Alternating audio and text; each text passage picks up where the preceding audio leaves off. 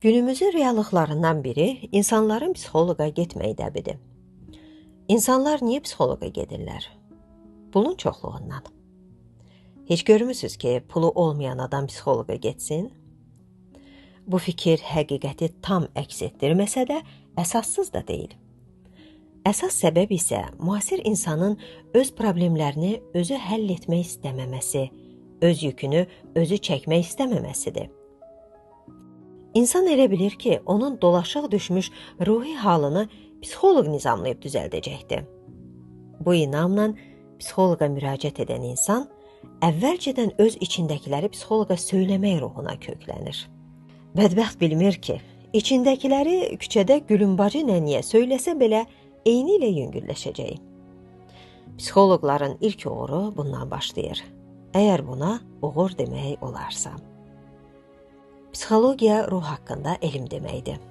Ruh, insanın gizli olan, görünməyən, bilinməyən cövhəridir. Quranda ruh haqqında buyurulur. Ya Rəsulum, səndən ruh haqqında soruşurlar. De ki, ruh yalnız Rəbbimin bildiyi bir işdir. Bu barədə sizə çox az məlumat verilmişdir. Psixoloqlar neynir? Ruhu götürüb eninə, uzununa, köndələnə, düzünə, əyrisinə kəsib doğrayırlar. Psixologiya maraqlı elmdir. Bir çoxlarına məlum olmayan maraqlı sirlərdən xəbər verir.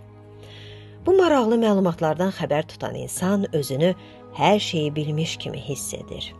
Bu, hərfləri öyrənmiş uşağın bir elmi kitabı açıb, hərfləri tanıdığı üçün orada yazılanları bildiyini zənn etməsinə bənzəyir.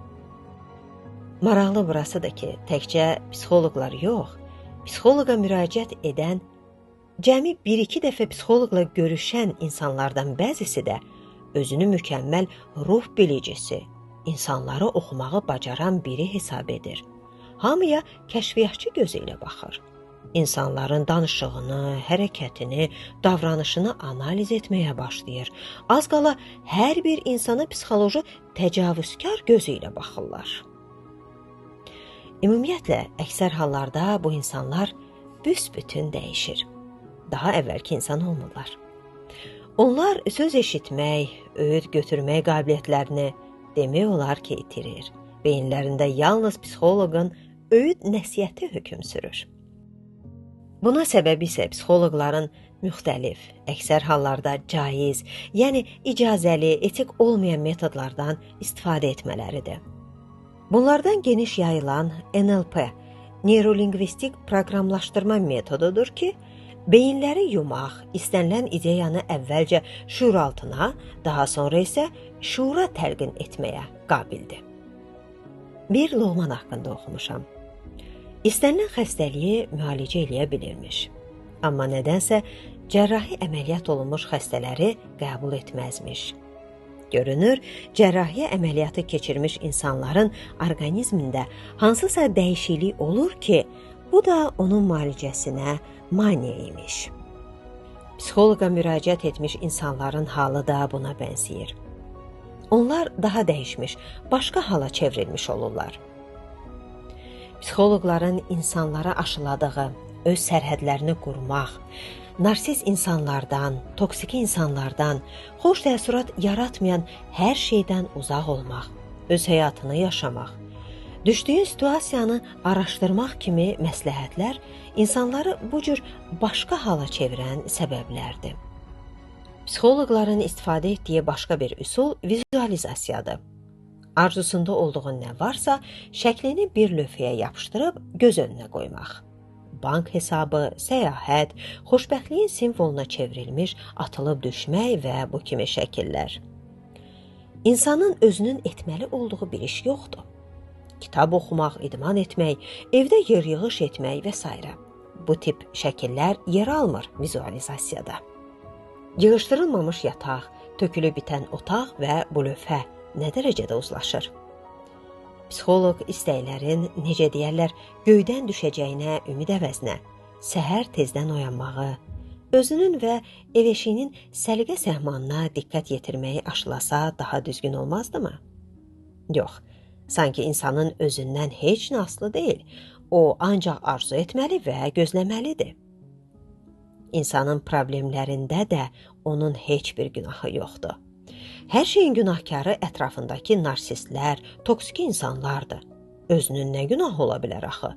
Bir halda ki, onu bu hala salan uşaqlıqda aldığı travmalardır. İnsanın özündən başqa az qala hamı günahkardır.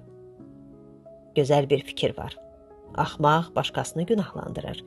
Ağıllı özünü günahlandırır. Müdrik heç kəsi günahlandırmır, nəticə çıxarır. Bu fikrə əsasən psixoloqun insanları axmaq mövqeyində qoyduğu bəlli olur. Sanki insan ancaq öz rahatlığını təmin etmək, komfort şəraitdə yaşamaq, qayğısız həyat sürmək üçün yaranmışdı. Xoş təəssürat yaratmayan hər şeydən uzaq olmaq, öz həyatını yaşamaq, öz sərhədlərini qurmaq, özgürlük adı altında sırtıqlıq, həyasızlıq, bülöv sifətlilik, böyüklərə hörmətsizlik kimi xüsusiyyətlər meydana çıxır. Bu səbəbdən də psixoloqla söhbətdən sonra boşanan, hicabını atan, əvvəllər abırlı geyinən, birdən-birə azadlığa çıxıb açıq-saçıq geyinməyə başlayan, hələ uşaq istəməyib bu işi naməlum vaxta qədər təxirə salan, darıxmamaq üçün əvəzində it saxlayan və başqa bu kimi fəsadlara düçar olmuş nə qədər insanlar var. Əslində psixoloq sadəcə öz işini görür. Oxuyub öyrəndiklərini tətbiq edir. Bunun hansı fəsadlara səbəb ola biləcəyi onu düşündürmür. O elə bilir ki, kiməsə yardım etmiş, kimisə problemini həll etmişdi. Mən söhbəti burada bitirirəm. Məqsədim heç də kimlərisə tənqid etmək deyildi. Sadəcə göz önündəki reallıqlardan danışdım. Qoy insanlar psixoloqa müraciət etməzdən öncə bu haqda düşünsünlər. Bir də insanın öz daxili problemlərini özü həll etməsi, öz işini başqasına həvalə etmək əvəzinə özü görməsi daha düzgündür. Bu yolda sənə uğurlar diləyirəm.